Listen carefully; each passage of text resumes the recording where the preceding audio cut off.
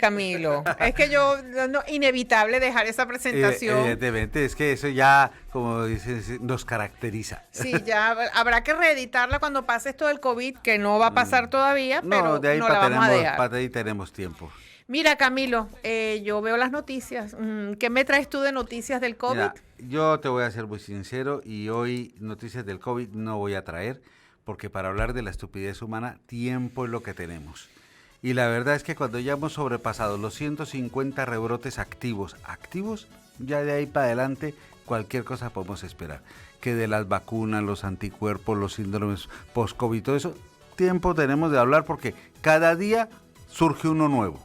Claro. Y esa es una de las cosas interesantes que, digo, desde el punto de vista científico, sí, las cosas interesantes del COVID, del que no sabemos un carajo, pero que nos está aportando cosas que no esperábamos ni conocíamos de otras enfermedades virales como los síndromes post-COVID.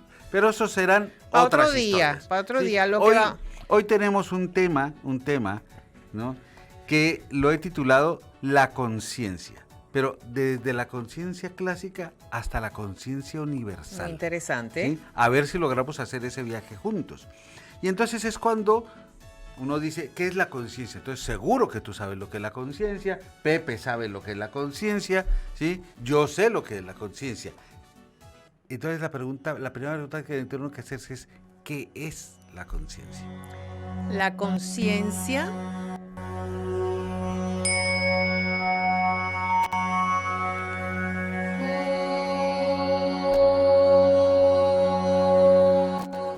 La conciencia no es cómo yo veo al mundo y lo que vivo del mundo y lo que entra a través de mis sentidos. Eso es una descripción, ¿sí? Pero en realidad no sabemos qué es la conciencia. No tenemos ni idea de qué es la conciencia. Podemos describirla por su presencia, la podemos describir porque su ausencia, la podemos describir porque está alterada, pero no sabemos qué es. Tampoco pues hemos logrado una explicación de cómo actúa. Tampoco sabemos cuáles son sus bases neurofisiológicas reales, aunque se han propuesto un montón de modelos de los cuales hablaremos más adelante.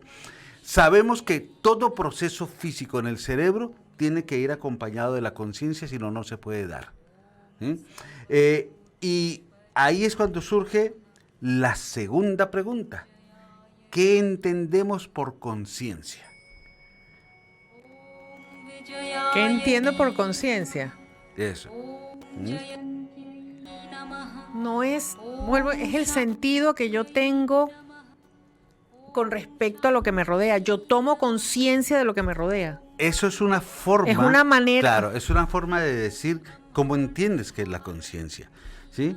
Ahora, sí que en este punto hay que hacer un pequeño inciso y decir que hay dos palabras que se utilizan para la conciencia, que es conciencia y consciencia, pero que eso es una discriminación ficticia, porque ambas palabras etimológicamente son lo mismo, significan lo mismo, pero alguien en algún momento decidió que le parecía interesante decir que la conciencia era una cuestión mística, religiosa, esotérica, y la consciencia tenía que ser una cosa médica.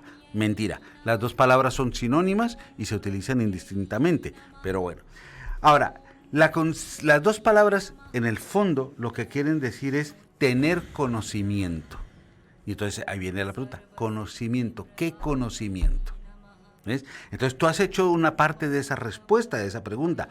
El primer conocimiento es de nosotros mismos, es decir, todos los procesos cognitivos son conocimientos de nosotros mismos y de nuestro entorno. Y todos los procesos cognitivos no van por libre, sino van interrelacionados. Así que de esa misma manera podemos tener una conciencia sensitiva, una conciencia abstracta, una conciencia de interpretación, una conciencia de asimilación de los elementos o estímulos externos que nos permiten tener un contacto con la realidad. Eso en el fondo lo transformamos en una palabra que se llama raciocinio. ¿Sí? Ahora, también tenemos un conocimiento del entorno, de la situación, de nosotros frente al mundo, entorno, frente al algo, o del algo frente al mundo y frente a nosotros.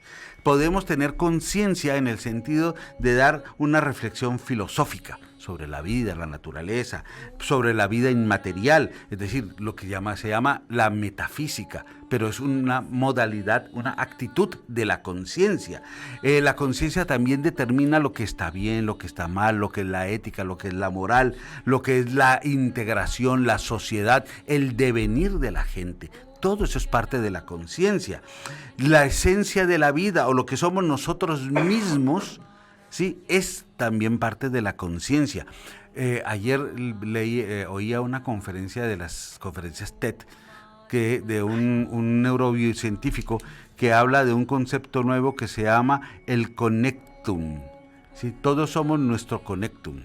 Sí, pero es una concepción muy, muy increíble de cómo funciona el cerebro físicamente para darnos conciencia y personalidad. ¿Sí? Búscatelo por ahí. Conferencias sí, TED. Sí, es no me acuerdo ahorita el nombre de este tipo, pero es una conferencia muy interesante porque intenta explicar unas cosas que son muy difíciles de explicar. También podemos decir que una persona es consciente, ¿sí?, en la medida de que se identifica a sí mismo, se identifica con el entorno, y que es inconsciente cuando no lo logra. Determinamos dos tipos de estados: el estado de la conciencia, que teóricamente decimos que es cuando estamos en un estado vigil, atento, y el estado de la inconsciencia cuando no estamos en un estado vigil o atento. De esos estados sin conciencia, pues el normal sería el dormir sin sueños, porque la fase REM se considera un estado de la conciencia. ¿Sí? Oh. Para que veas.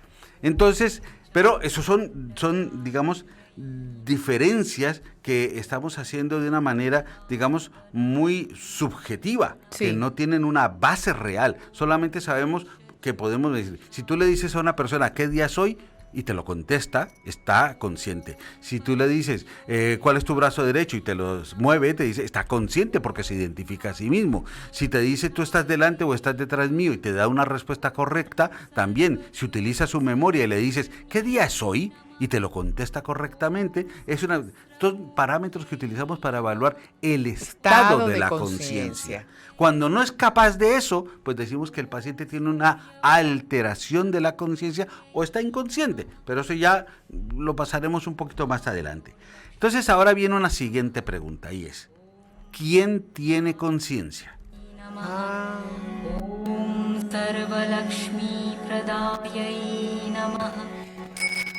Los seres humanos. Me encanta el ting. Ting. Campana tibetana. Los seres humanos. Pues no. Esa es la actitud prepotente del ser humano, del hombre, sobre todo en la cultura occidental con las raíces judeocristianas. Nosotros somos el cúmulo de la naturaleza y los únicos que tenemos raciocinio y conciencia somos nosotros. Pero no. Pues no es así. Pues no. ¿Sí? No somos los únicos. Algunas religiones o culturas han asimilado que todos los animales tienen conciencia, a diferentes niveles, pero todos tienen conciencia, y otros han ido más lejos y dicen todo tiene conciencia a un distinto nivel, pero todo tiene conciencia, ¿sí? Pero hoy en día sabemos que los animales tienen conciencia aún desde un punto de vista humano, porque tienen emociones, tienen sentimientos, tienen sentido de la ética, de la lealtad, sufren emocionalmente. Eso es lo que se llama la Declaración de Cambridge, ¿sí?, en la cual un grupo de filósofos científicos se han reunido para hacer este tipo de determinación, indicando de que ellos están convencidos, pero como la conciencia no se puede demostrar en la mayoría de los casos, de que los animales tienen conciencia. Por eso es que he traído un fragmento de la Declaración de Cambridge que dice: la ausencia de un neocórtex, es decir, el cerebro nuevo, sí, que nos distingue y nos convierte en seres humanos, no parece prevenir de que un organismo experimentado dé estados afectivos. Evidencia convergente indica que los animales no humanos, animales no humanos, poseen sustratos neuroanatómicos, neuroquímicos y neurofisiológicos de estados conscientes, así como de la capacidad de exhibir comportamientos deliberados. Por consiguiente, el peso de la evidencia indica que los seres humanos no son los únicos que poseen sustratos neurológicos necesarios para generar conciencia. Animales no humanos, incluyendo mamíferos, pájaros y otras especies de criaturas, incluyendo pulpos, también tienen estos sustratos neurológicos. Y es que esto lo podemos ver en circunstancias que nos parecen de pronto tontos. Tú tienes un perro. Un gato. Bueno, pero yo tengo perros, pero es muy típico con los perros que tú llegas cuando tienes varios perros y dices, como en mi caso, Zeus, y Zeus se levanta y viene. Él sabe que se llama Zeus, Claro. él se identifica Claro. con Zeus y él sabe que es a él y no a los demás a los Que que estoy estoy llamando. llamando. Los elefantes, por ejemplo, sufren duelo cuando muere alguno Sí. y acompañan a la persona, al otro elefante, hasta su muerte. Le dan soporte emocional para que muera tranquilamente. Los delfines se ha descubierto, tienen nombre y se comunican y se llaman por su nombre. En la frecuencia esa que ellos se hablan. No, es como si yo te digo, hola Sí. Irene, pues el delfín En su es, frecuencia, "Miau", sí. y ya está. Y sabe, el otro sabe que ese es su nombre y el otro lo llama por su nombre. Es decir, son estados de conciencia.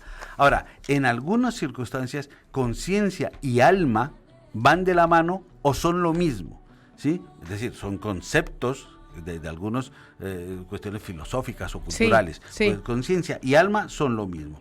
Aunque dicen también que se hace una diferenciación que no es del todo real, pensando de que alma es esotérico y conciencia no es esotérico. Pero en un momento dado, si no se separan las dos entidades, conciencia y alma ya es lo mismo, y perder conciencia puede también significar, Perder el en un alma. momento dado, perder el alma. ¿Ves? Eso vamos por ahí.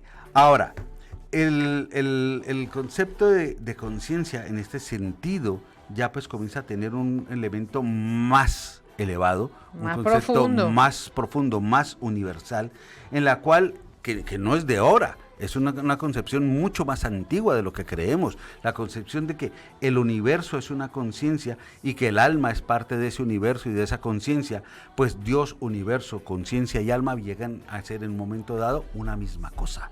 Dios, ¿Sí? universo, Su conciencia y alma. Fíjate que en algunas religiones hinduistas, nuestra alma proviene de una parte de Dios, ¿sí? Y Dios es todo. Y nuestro devenir en la tierra es que ese fragmento de alma de Dios vuelva a Dios otra vez, que es Sí. volver a alcanzar ese Al origen. nivel del origen, del nirvana, de la superación.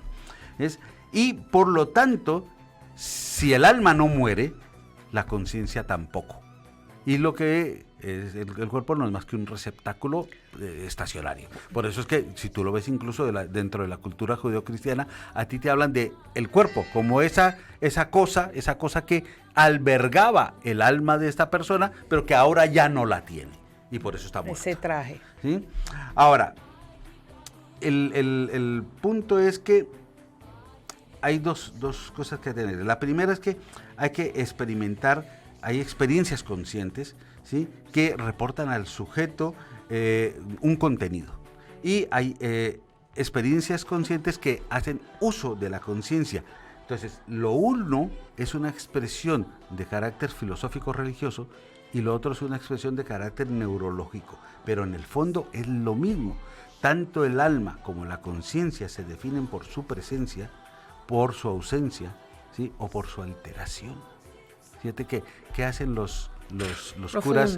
Los curas cuando te hacen un exorcismo, pues te sacan una alteración de tu alma a través del exorcismo.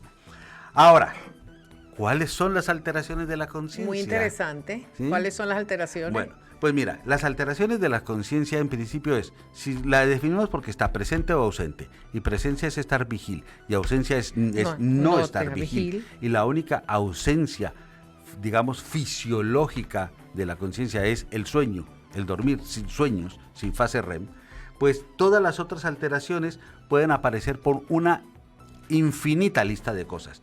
Las drogas, los alucinógenos, las discusiones, la autosugestión, el deporte, la hipnosis, la meditación, las prácticas emocionales, etcétera. Hay, evidentemente, en medicina distinguimos las alteraciones patológicas de de la conciencia, que se pueden dar pues por una enfermedad, por un ayuno, por una deshidratación, porque tienes un trastorno mental como la esquizofrenia, por una intoxicación, porque no has dormido lo suficiente, etcétera. Esas alteraciones, y solamente voy a leer la lista de las que son, porque es larguísimo entrar en ellas. Las alteraciones patológicas de la conciencia son pues el coma, el sopor, la obnubilación, la somnolencia, que cada uno tiene sus grados. Tú tienes un coma grado 1, 2 o 3, sí, o tienes un sopor, o tienes una somnolencia profunda o no profunda, etcétera. Y que son alteraciones que están correlacionados con un estado fisiológico. ¿Sí? Algo está alterando fisiológicamente la situación para que tu estado de conciencia se haya ido al traste de alguna manera. ¿Sí?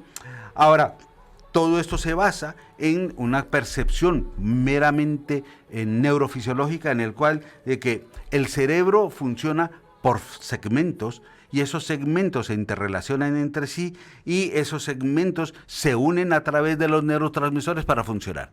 Cuando esos segmentos no se pueden interrelacionar, cuando esos neurotransmisores no pueden funcionar de una manera adecuada, bien sea porque están sobreestimulados, como ocurre por ejemplo con muchas drogas, o cuando están infraestimulados, cuando tienes una sopor por CO2, ¿sí? Pues entonces se pierde la conciencia y se aísla. Ahora, esas pérdidas de conciencia, que por ejemplo, que es una de las cosas que se dice, con la anestesia pierde la conciencia. Pues parece que no, porque lo único que hacemos en esas pérdidas de conciencia es desconectar áreas del cerebro, pero otras siguen funcionando. Por eso es que se le dice a las personas que están en coma, ¿sí? Dice, háblale, tócalo, háblale, no sé qué. ¿Por qué? Porque hay áreas de su conciencia, de su cerebro, que siguen funcionando, aunque no esté consciente. ¿Sí? Y se ha visto que muchas de esas personas, al despertar de su coma, recuerdan de que le hablabas, de que le contabas, de que estabas ahí, de que tenían tu presencia, etcétera, pero que no se podían comunicar porque el cuerpo no les daba para eso. Ahora, la siguiente pregunta es mucho más complicada. ¿Cómo funciona la conciencia? Tú ves, ahí sí me agarraste, no tengo respuesta. Nadie tiene respuesta. Esa es la mejor respuesta que has podido dar, Irene. Nadie tiene respuesta. Hay modelos, ¿sí? Y voy a hacer una breve lectura de esos modelos. Está el modelo más básico, que es el modelo anatómico. Es decir, necesitas un cerebro que esté sano, que esté completo, que no le falte nada, que todos sus pedacitos funcionen correctamente, y que un sistema que se llama el sistema reticular activado, que es el sistema de alerta en el organismo, esté funcionando. ¿Sí? Ese sistema va encendiendo todas las diferentes partes del cerebro, ¿sí? Para que de esa manera sus funciones mantengan activo al cerebro, y al mantener activo el cerebro mantenemos activa la conciencia. Hay otro, partiendo ya de ese mismo concepto, que se llama la teoría de la activación escalonada. Escalonada, decía, ¿sí? Yo, ¿eh? Entonces, es un proceso que se basa en el proceso evolutivo. Primero tenemos lo que se llama el cerebro reptiliano, sí, después el cerebro de los mamíferos, sí, después la generación del neocórtex con el cerebro humano, no sé qué. Entonces, ante cualquier estímulo, esto lo que va haciendo es que se va activando por niveles. Entonces va de lo más primitivo a lo más nuevo. Lo que pasa es que muchas áreas del cerebro, sí, se fueron desarrollando evolutivamente en niveles paralelos, de tal manera de que, por ejemplo, en una zona, digamos, de la visión, ¿sí? Pues tiene niveles también de ese, y entonces se van activando por niveles. Cuando se ha activado por niveles, pues se genera un conocimiento del medio, un conocimiento de nosotros dentro de ese medio, una forma de realidad, lo cual daría a la conciencia. Y entonces la conciencia aparece cuando todas esas partes del cerebro que se han ido activando escalonadamente están funcionando todas al unísono. Eso tiene su viga, porque aquí no nos dicen, ¿sí? cómo es que se logra eso.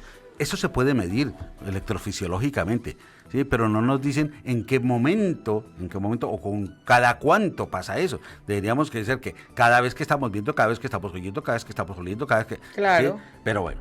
Ahora, otra dice que el cerebro es un sistema modular. Es decir, tienes un cacho aquí que funciona a su nivel, otro aquí, que son como un sistema de ordenadores que están sueltos por todas partes, como los ordenadores de tu coche, el del motor, el de las luces, el de la radio. ¿Pero no se conectan entre sí? Que se conectan entre sí, pero que funcionan en paralelo.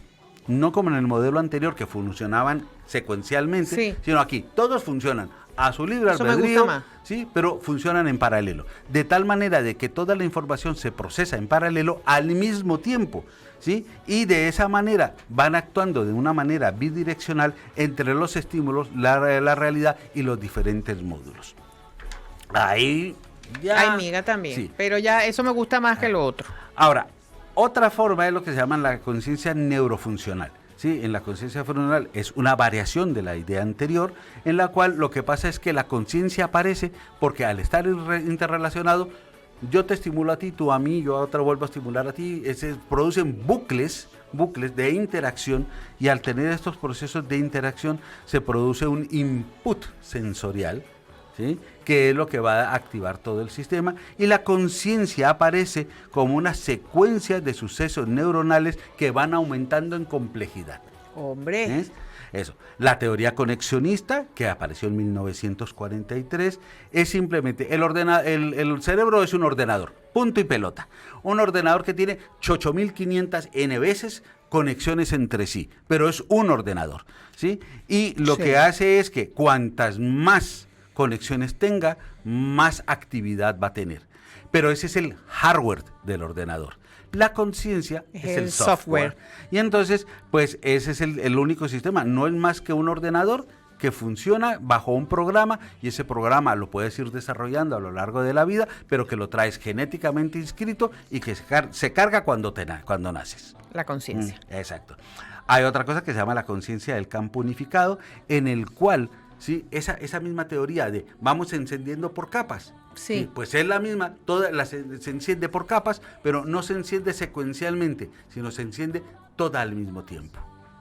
Ya está. Eso, ya está. Así va a quedarle, mira ese. Pero hay una que es la que hizo Rodolfo Ginás, que es un más, aparte del concepto del campo unificado, aparte de suma. Él suma todos estos conceptos siguientes, y entonces él lo que dice es que a partir del tálamo, que es donde reside la conciencia, se produce una activación del cerebro que barre el cerebro como si fuera un radar. ¿Sí? Todas las neuronas se van barriendo, se van activando y desactivando, activando y desactivando a una frecuencia de 12 ¿cuánto? Joder, es que la cosa tiene su tonta.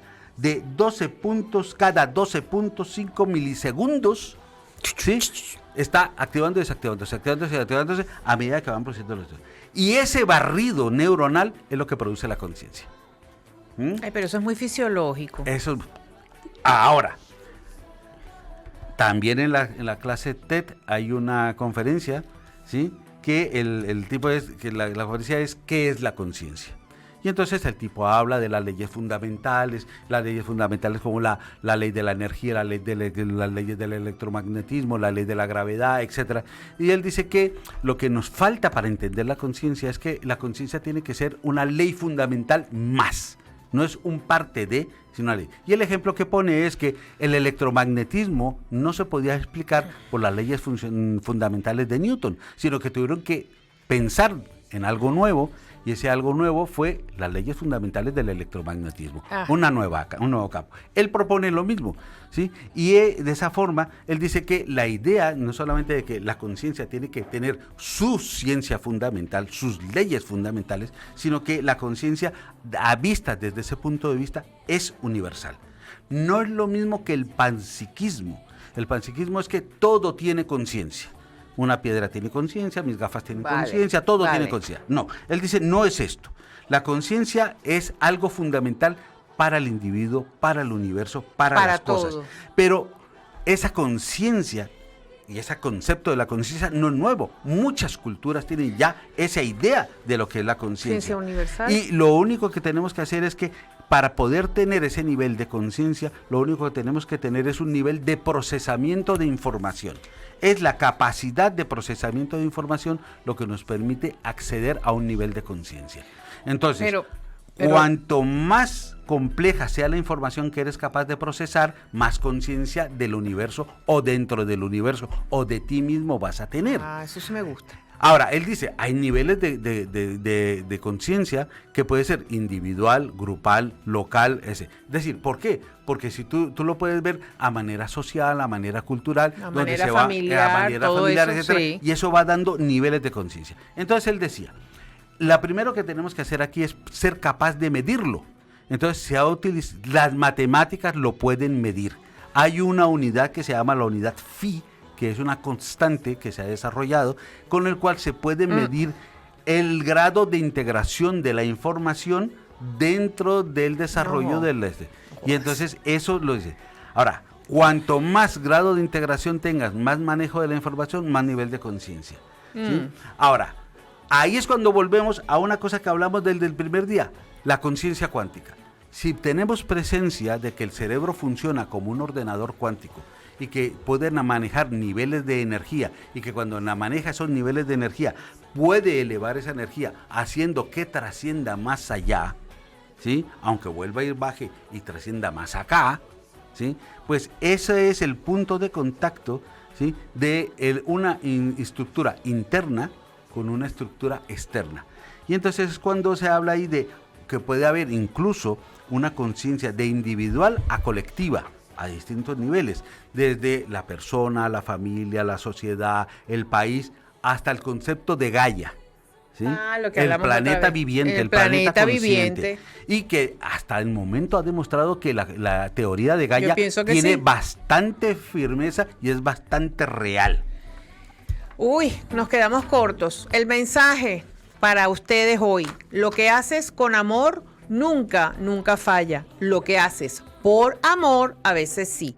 Porque el amor no es lo que deseamos recibir, sino es lo que damos por la dicha de dar. Lucas Malaisí. Vaya, pues mucha razón tiene. Gracias y hasta el viernes.